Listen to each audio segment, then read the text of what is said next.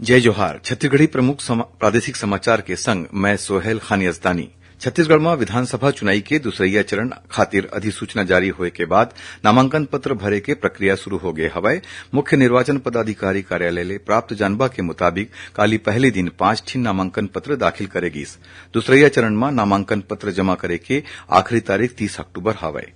उहे विधानसभा चुनाई के पहली चरण में काली नामांकन पत्र के जांच करे गिस।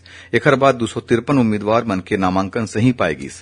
काली 23 अक्टूबर तक ये अभ्यर्थी मन अपन नाव वापस ले सकत हे। पहली चरण में 20 ठिन विधानसभा सीट मन में 7 नवंबर के मतदान होही। भारत निर्वाचन आयोग हा राष्ट्रीय दल और राज्य के मान्यता प्राप्त राज्य स्तरीय राजनीतिक दल मन ला दूरदर्शन और आकाशवाणी में निःशुल्क प्रसारण खातिर समय उपलब्ध कराए के संबंध में दिशा निर्देश जारी करीन हे। छत्तीसगढ़ में होवैया विधानसभा चुनाई के दौरान ड्यूटी में तैनात शासकीय अधिकारी और कर्मचारी मन के स्वास्थ्य बिगड़े के स्थिति में ओमन ला शासकीय अस्पताल में निःशुल्क चिकित्सा सुविधा दे जाही।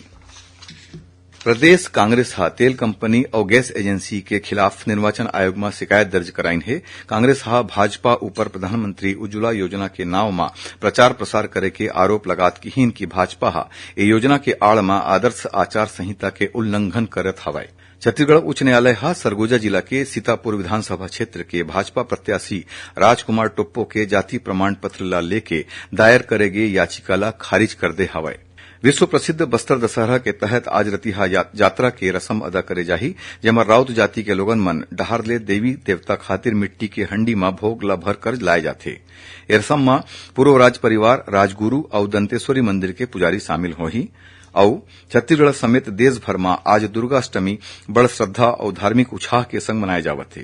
राजधानी रायपुर समेत प्रदेश के आने आने शक्तिपीठ और मंदिर मन में आज हवन पूजा के विशेष कार्यक्रम के आयोजन होवत है। ए रहिस अब तक के प्रमुख समाचार। जय जोहार।